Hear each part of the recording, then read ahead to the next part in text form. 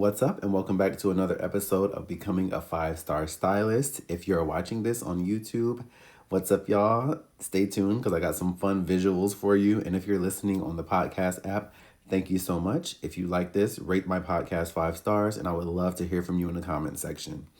Today, I want to give, let's call it 10 tips to focus on wellness in order to be a 5-star stylist, in order to be a professional, to show up in your best way. It's important that at your base level, you're taking care of yourself. And so we're just going to run through a few different things that hopefully spark some inspiration for you and give you some actionable tips to implement in your everyday life. So without further ado, let's get started. So number one is morning rituals for success. So that's creating a routine that sets the tone for a productive day in the salon. So what I do, and this is going to get really personal actually, as soon as I open my eyes, I say thank you, God, for a new day, a new opportunity to learn, to grow, and to teach. Those are three very important things to me, and it immediately opens my heart to learn from anyone I encounter or any experience that I have, to grow through those experiences, whether it's practicing patience and the conversations I get to have with my clients. Oftentimes our dialogue is educational for both of us. So those are things that are important to me in just growing 1% minimally every single day. Another thing that I would like to share with that is I haven't done it in a while, but I remember there was a time where I would visualize my day.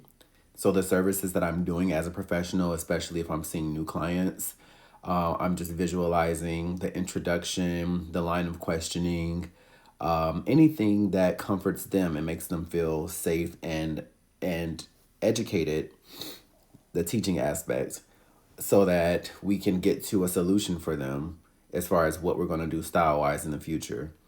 But not only that, I used to visualize more technical work, especially things that I wasn't confident in.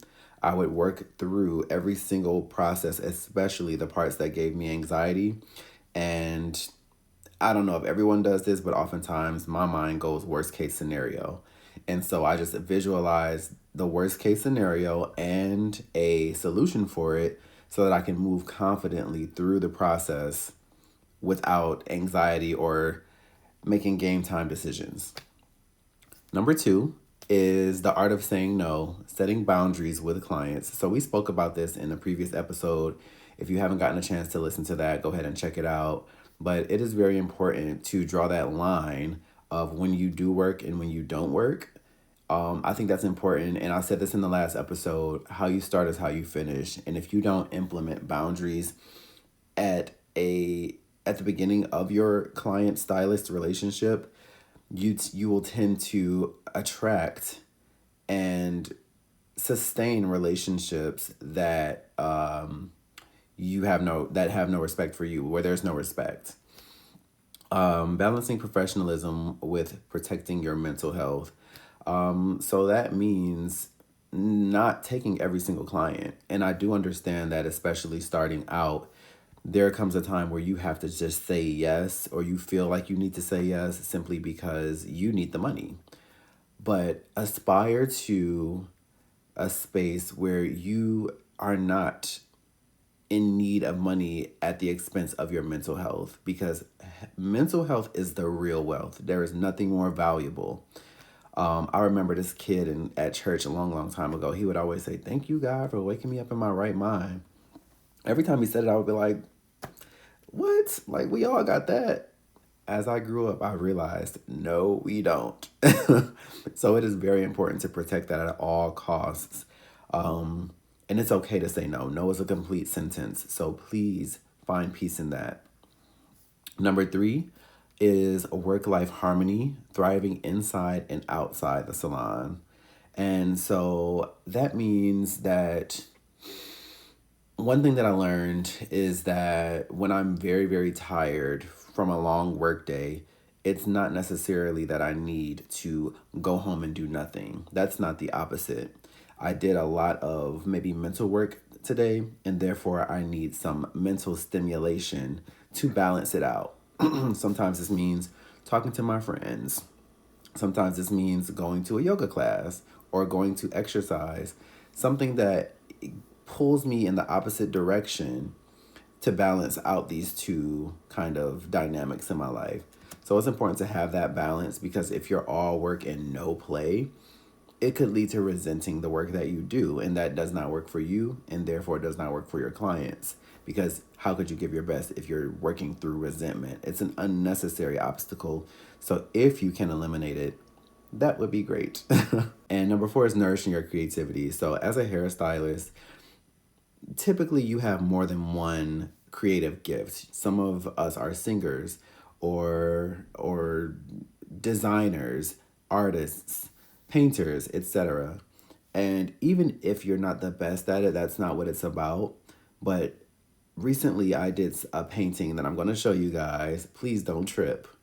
But I did this painting and I had never done this before. It's a self-portrait slash vision board. So it's the way I want to see myself in the future. That being said, I had to navigate figuring out how to paint the human body for the first time in my life and for the third time ever painting with acrylic paints. So this is my third time and I just want to show it to you guys because first of all, period. But yeah, I don't have this body yet, but just being someplace beautiful and serene and it's surrounded by nature and water, which is like the closest to God I've ever felt is being near water.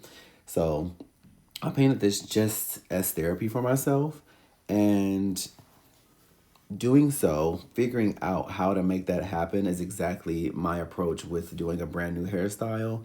So just visualizing the step by step to achieve the greatest goal. And so that's why it's important to do work outside of work. And also not shy away from the word work the way that I did for years. I've realized I love to work. I'm a worker, okay? Number 5, mindfulness behind the chair. So staying present during appointments and how it enhances the client experience. We've all seen it. We make fun of the people that do it. And maybe it's not necessarily a bad thing, but okay, so watching TV is not so bad, especially when you have a long appointments. However, I'm not a fan personally of talking on the phone while I'm working. If I get a phone call from my mom or one of my friends, hey, what's up? Yes, no, great. Let's talk about this later. Business. Most clients don't mind people talking on the phone, but I personally just find it a little bit rude. It feels a bit disconnected. If my clients talk on the phone, I don't mind. Do whatever you want. This is your time block. You paid for it. But to have to listen to a frivolous conversation while getting their hair done, like it just doesn't feel right. So if you can avoid it, even though clients may not actually vocalize having an issue with it, personally, I think that it's just a better way to present yourself, that mindfulness. Another thing that I like to do, because as I've mentioned before, my clients are corporate baddies. So they're working, they have laptops and iPads and cell phones going off when they come in, is I play very soft, very low music, typically. And I know that when their phone rings, I go ahead and push my door close my curtains, which is my kind of D&D mode, so that people don't come in and disturb my client while she's on a phone call. Mindfulness. Number 6, creating a calming salon environment. So that goes right into what I said in step number 5. If you can control the music, everyone doesn't have their own studio, or perhaps you're not the owner of your salon. But in any way that you can influence calmness, tranquility, it could be something as simple as, having like a lavender room spray, something that's just very calming. And even if you don't own the salon, I would probably just, at least me personally, I like to push a little bit. I might suggest these things for the salon owner, and I did these types of things when I worked in a salon 3 years ago. Ways to improve it. If they want to do it, they will. If they don't, they don't. And that kind of gives you indication of perhaps maybe you should leave. Perhaps. Let's not be extreme, but maybe. But that being said, if you can have, so I'm going to speak to what I do, and you can create your own version of this. I have a dimmer, and so when my clients are in the bowl being conditioned, I dim the lights because they're facing upward. Why have bright lights in their eyes? So that goes back to mindfulness as well. The music is low, the music is calm. I typically have any variation of fragrances that I like to spray, from vanilla to like a citrus to a tea tree, lavender, just depending on what feels right at the time. It's nice to do that. Again, it's not something that they would ask for, but it's something that they appreciate. And if you want to even take it a step further, when you get your towels and smocks out of your capes out of the dryer, just lightly mist them with something nice like a linen spray, maybe even like a lavender, just something really nice, but nothing to irritate. Just something nice enough to complement. So think spa-like experiences. Everyone loves that. That was number 6. Number 7, healthy habits for long days. I know the right thing to do, but I don't always do this, but just stay with me, okay? So, nutrition, hydration, movement tips for stylists. So, let's just start at nutrition. There was a time where I would block out 12 to 1 o'clock, no matter what my schedule was, so that I could eat lunch. But because some of my services are, I start at 10 o'clock. And because some of my services are long, sometimes I need to get that 3 hour block at 10 o'clock. Therefore, I'm working through lunch to make sure I can get that service done.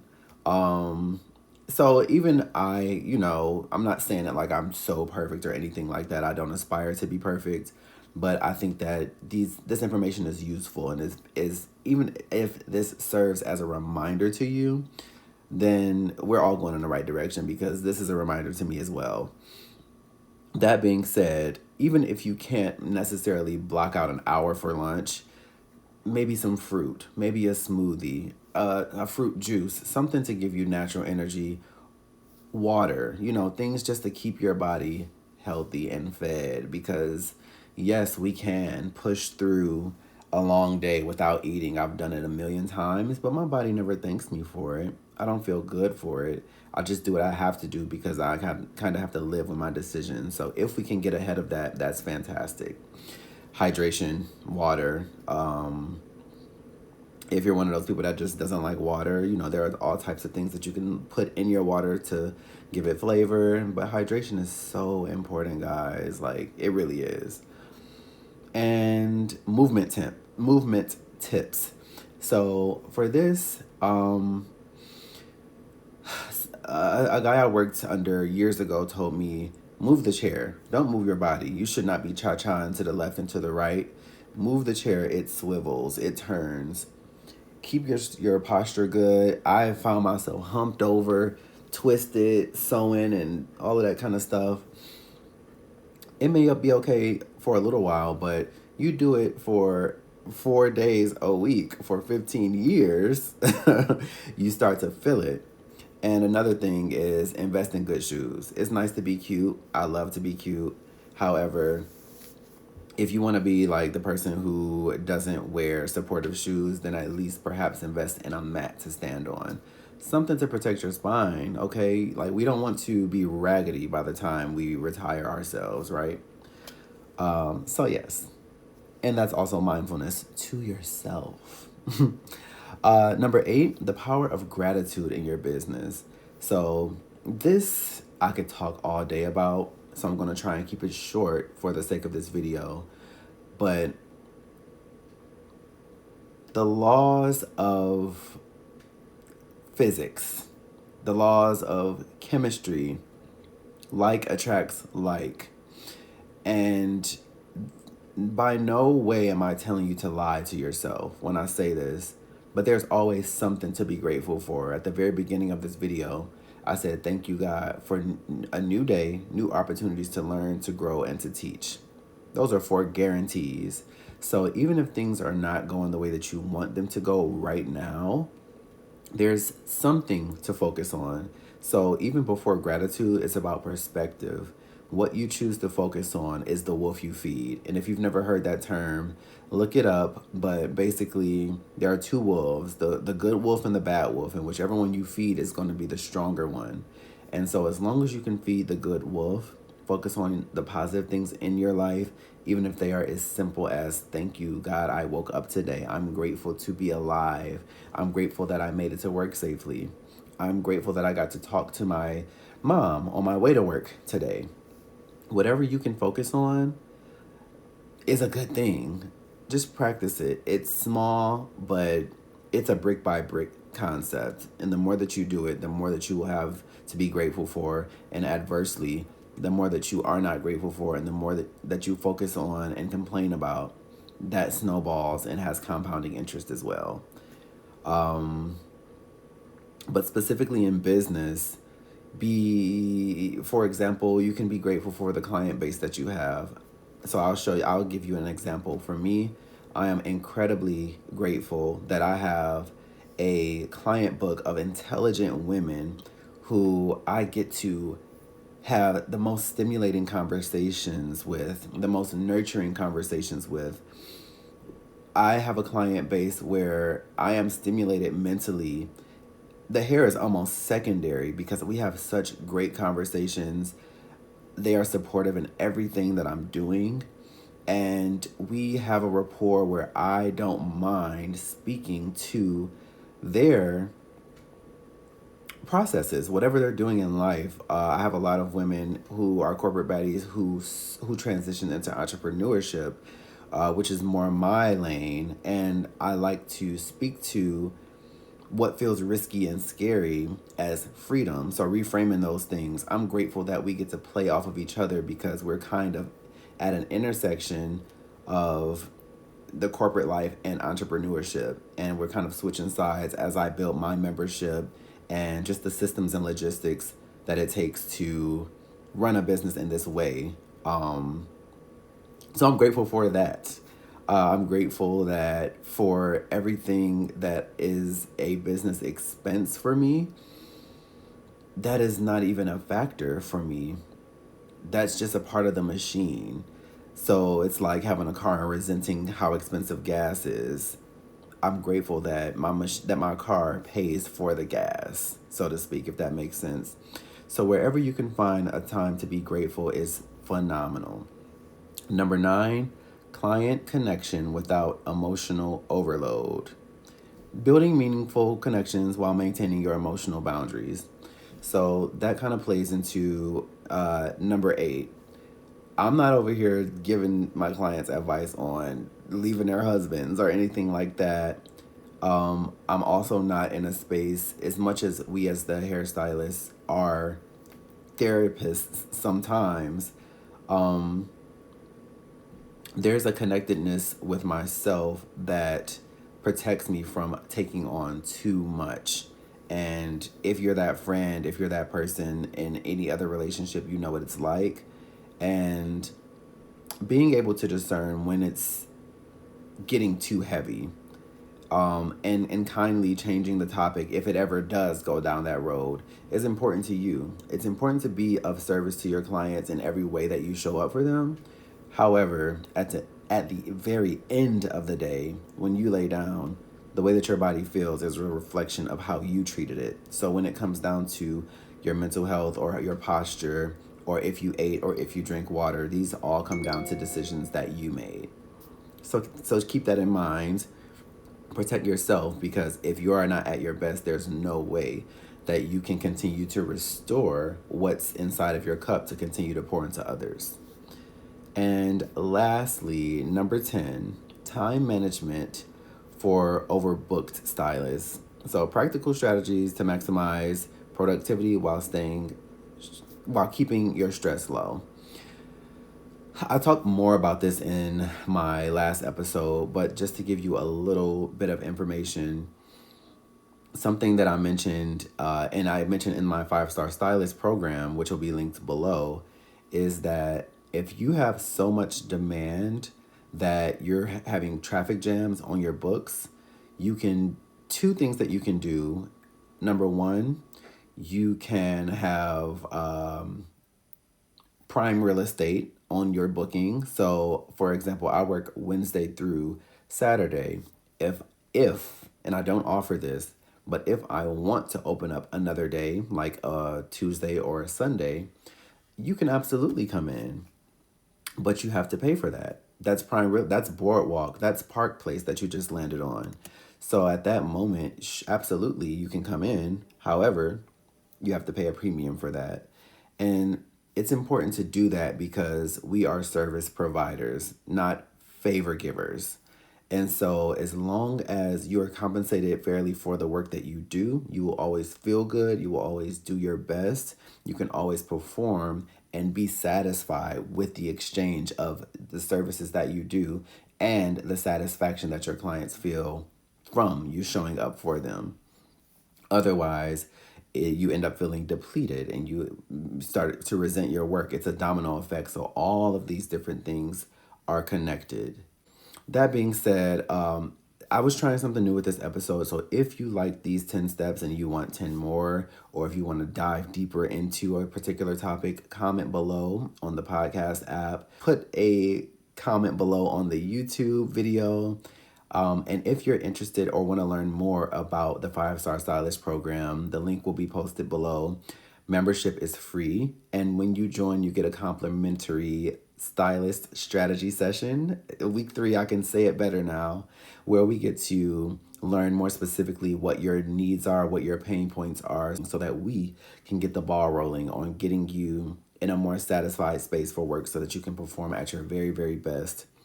If you like this video and you haven't seen the others, check those out. Please like, please subscribe, please follow, please rate 5 stars. And until next time, I will talk to you guys soon.